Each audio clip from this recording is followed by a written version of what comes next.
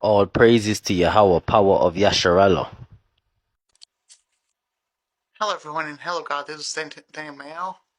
Hello, Jesus. This is Daniel Mayo. I have an announcement to make that I should have been doing all this time, but I didn't know that I had to do it. So basically, here it goes.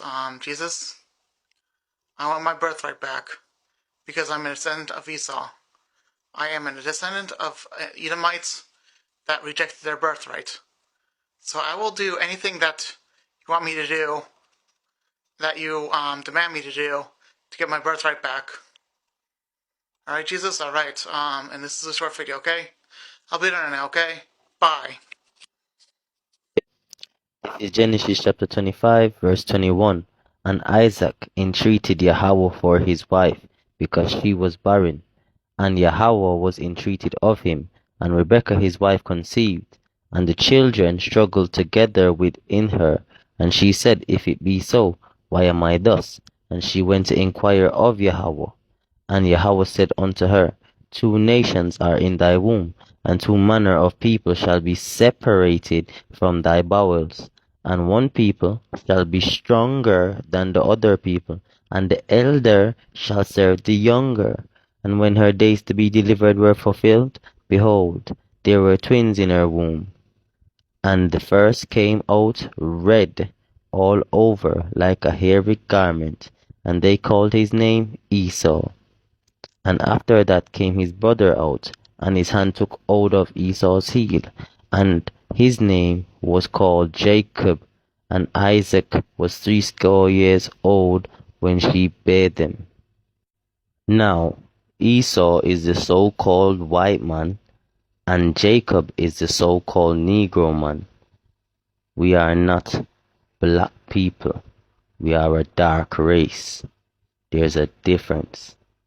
Esau is not white. He is red. That's why they call themselves rednecks. That's why when they get angry, they turn red. That's why when they get sad, they turn red. That's why when they're happy, they turn red. Any emotion they have, red. Especially when they go into the sun, red. Fact. You need to understand that all Edomites, so-called white people, are born red. And these are all the videos to prove it, them saying it for themselves. Hello, YouTube. This is Shataka the Great. I have a Edomite right here is willing to confess that us Negroes are the Jews. So let's give him a moment, and here we go.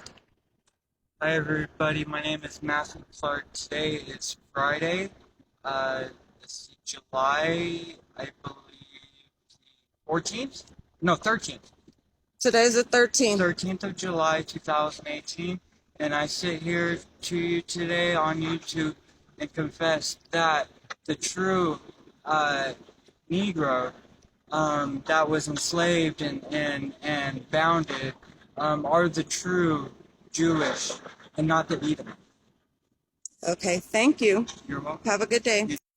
Esau and Jacob, the Eve gene. Scientifically, the black female is the only organism that possesses the mitochondrial DNA of all variations possible for every different kind of human being on the planet. Go read Genesis chapter 25, verse 21 to 25, and you'll realize Esau is the white man. He's red. He's not white. Jacob is the Negro man. We are Negroes, the Hebrew Israelites from the 12 tribes of Israel, not Africans from the tribe of Ham, which are the Egyptians, the Canaanites, the Ethiopians. All right, so first of all, I want to say all praises to the Most High, Yahweh Ba'Shem, Yahweh Shai. I'm just making this video here actually under the direction and instruction of an Israelite, because I'm actually not. I'm not an Israelite. I'm not of the elect. I'm not any of that. I'm so-called white man. In other words, as the scriptures point out, Esau, which is the wicked of the earth. Edom, the Edomites. We are described in scriptures as being spittle. We are the scorn of the earth and the wickedness of the earth. And the scriptures point that out, and it's obvious to see because, today and for, as long as we can remember, we're the ruling elites of the world. We're the ones who have power. We're the ones who put the Israelites, which, in today's world, a lot of people refer to them as, blacks, Hispanics, and Native Americans. We're the ones who put them into captivity.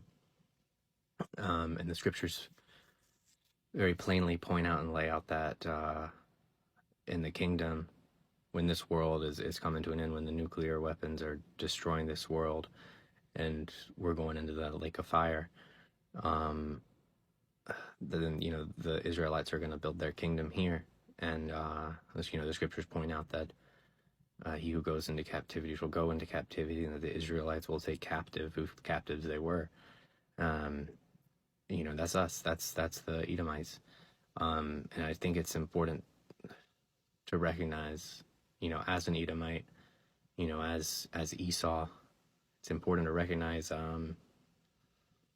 our place, our role in, for one thing, history. We look back and, our forefathers brought this upon us, even if me or you or nobody else, we didn't necessarily personally oppress the Israelites, we're still, inheriting that sin from our forefathers, and we're gonna have to answer for it. So, I think it's important for any Edomite who will listen, me or anyone else out there. I think it's important for us to go ahead and try to, come to terms with the fact that, the scriptures, the Bible, they weren't written for us. They were written for the Israelites. Again, that's clearly written in there. And we should recognize that, in the kingdom, we're going to be going in as captives. The scriptures say that the Israelites are going to take captives whose captives they were. We're going into captivity. We're going into slavery, hardcore slavery. And me personally, I might not like the idea of my people being in chains, but, you can't argue with the Most High. The Most High has his plan already. And we've already committed atrocities against the people of Israel, and we're going to have to answer for that. So, me personally, what I'm trying to do is do whatever I can to make sure that when I go into captivity, that I have done enough on this earth to serve and obey the Israelites, to further their cause, so that when I'm taken in chains, that, I get a little bit of mercy in the kingdom, because we're not going to have it easy. We're going to be slaves. They'll have us out in the fields. They'll have us, toiling from sun up to sundown. And, if you're smart, you're going to do what you can now to make that a little easier on you in the future. You'll get, not as many lashes in slavery. They'll remember that. They're merciful. You're not getting out of slavery, but if you accept your yoke, if you do whatever you can, you'll have it a little better.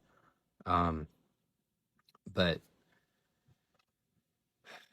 yeah, more than anything, this video is just me admitting that the scriptures are clear and plain. And, this is coming from an Edomite, coming straight from Esau himself. We are described in the scriptures as being the scorn of the earth, the wickedness of the earth. And you look around and you see how the world has become under our rulership. And that's clear. It's obvious we're wicked of the earth. Yeah. Look at the way we've treated the people of the Most High, while we're in power. And, that's easy to see.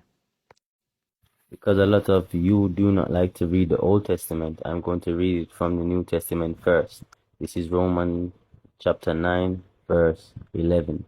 For the children being not yet born, so Jacob are not born yet, neither having done any good or evil, not done anything, that the purpose of God according to election might stand, not of works, but of him that calleth. So God is saying, they don't have to do nothing. He calls the shots. It was said unto her, the elder shall serve the younger. So whoever comes out of the womb first, Him and his children are going to